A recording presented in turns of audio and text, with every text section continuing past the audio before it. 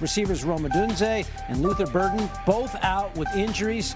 Odunze is Chicago's leading receiver. Burden played for him last week against Cleveland, and now they're both out with injuries. Our senior NFL writer Jeremy Fowler joins us now. You figure, Jeremy, with a couple of receivers down, the Bears lean a little bit more heavily into the run game. Yes. But now there's something going on with DeAndre Swift. What's the deal there? Yeah, he's dealing with a groin issue that came up on the injury report this week, David. I'm hearing he should be good to go. That's the plan. They just want to be cautious with him. Over the weekend, he was limited the last 2 days of practice. He's pushing a 1,000-yard season for the second time in his career. Just 65 yards short, so he wants to get on that field and get that done. Bears slowly getting healthy despite those wide receivers. I'm told linebacker Tremaine Edmonds is trending toward being back for the first time in a month, so that would be a good sign for Dennis Allen's defense. And you got the Packers. Josh Jacobs, really for the last month, has been dealing with some knee swelling, so that is the case, continues to be the case. He's been able to fight through this and play, and you saw that great catch he made last week against Denver. So that is the hope again, but they got to monitor him, see how he feels. Green Bay is notoriously cautious with injuries, so we'll see if he can go. But that's been the case over the last month. He's been out there. And you got Christian Watson dealing with a chest issue. You saw he took a bad fall here in that Denver game. Didn't look great in the moment, but he seems to have perked up. He's told reporters that he plans to play. Listed as questionable, but there is some optimism that he could be out there. Safety Evan Williams, who leads the team in interceptions, he could be out. He's dealing with a knee sprain. Okay, that's not the guy was in the ER 6 days ago. Now he could play in a football game. We'll see how it all plays out. Right. To the NFC South and the situation with the Bucs and Panthers all tied up. Bucs have the tiebreaker there. What's Tampa Bay's approach in this game? Tampa Bay's approach is every year for the last couple of years in December, we've gotten it done and won the division. We can do it again. The Bucs believe that they're the better team than the Carolina Panthers, who they're going to play this week in Week 16 and in Week 18 to try to secure that NFC South for the 5th consecutive year. But the Bucs are also reaching a boiling point because Todd Bowles had that tirade after the game. I'm told it was worse in the locker room.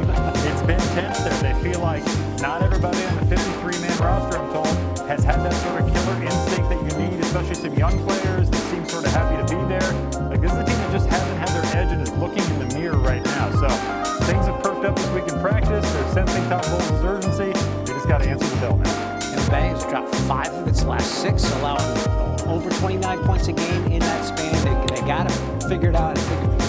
Let's compare it to some others of note. Go all the way back to Week 1. Remember this? Josh Allen, the Bills stormed back to beat the Ravens. Allen and company with 16 points in the last 4 minutes to stun Baltimore 41-40. In Week 3, Jordan Davis blocked the would-be game-winning field goal by the Rams on the final play of the game, and then he housed it. The Eagles' second block kick in the 4th quarter, Philly 33-26. And probably the most stunning turnaround of the season, the Broncos rallied with 33 points in the 4th quarter after being shut out over the first 3 to beat the Giants 33-32. Will Lutz, the game winner as time expired.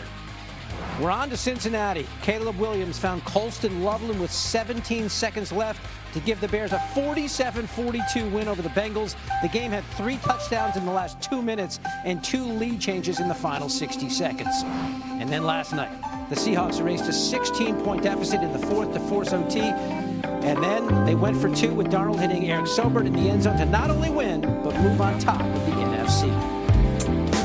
I know Mina Kimes was on the edge of her seat for that one. Mina, that was her game of the year for that 2-point conversion. I've never seen that before.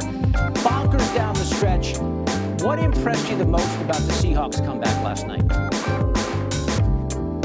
The resilience of Sam Darnold is where you got to start.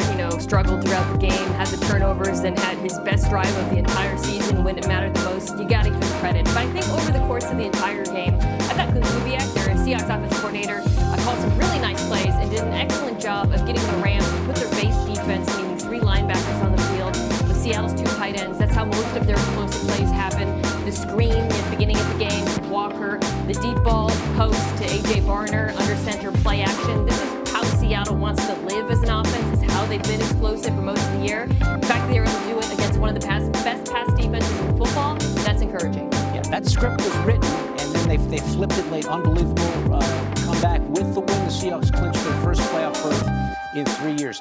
On the other side, the Rams, the first team in NFL history to lose with 500 yards of offense and a +3 turnover margin. Lots went wrong down the stretch for LA. What stood out to you, Mina? Bad special teams. And I bring this up because nobody ever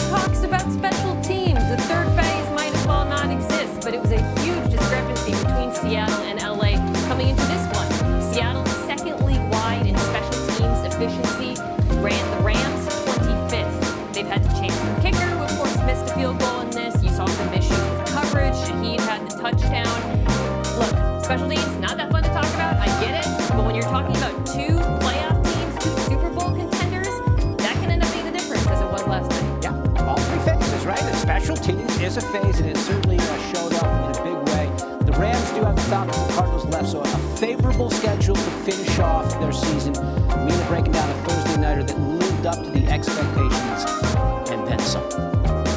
We got more with Mina ahead, how Caleb Williams and the Bears could take advantage of if they lose. That drops to 17%. The Packers, they'll see their chances rise to 80% with the win. Here's Ben Johnson on a critical moment for his young team. I do believe when you get towards the end of the season, the games could be a little bit bigger, or you get, the brighter stage, night games, whatever, and you have more eyes on you. It's younger players, they can get, I don't want to say deer in headlights, but the big picture of it all can get to them a little bit. And all we talk about as coaches is just focus on the little things, the details.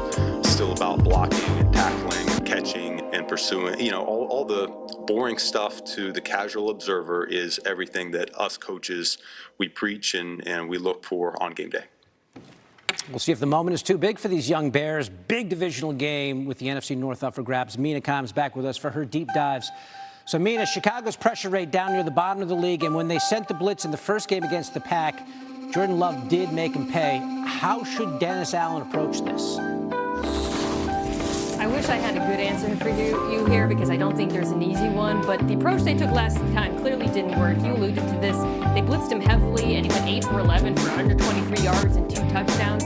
The Bears are missing their nickel, Kyler Gordon, so they've been playing a big nickel with C.J. Gardner-Johnson. The Packers attacked him relentlessly with their wide receivers, and if Chicago takes a similar approach, sending pressure, they're going to do the same against man coverage. So I think they have to mix it up. I would look to see if Zach Tom, the Packers tackle, plays. If not, I think Chicago should try to find a way to get pressure with Floor, but otherwise they cannot, this is the most important thing, they cannot play as much man coverage, because I think that's the fastest way to getting beat by Green Bay. Now, on the other side of the ball, Caleb Williams doesn't have to worry about Micah Parsons this time around, but he is also down a couple wide receivers.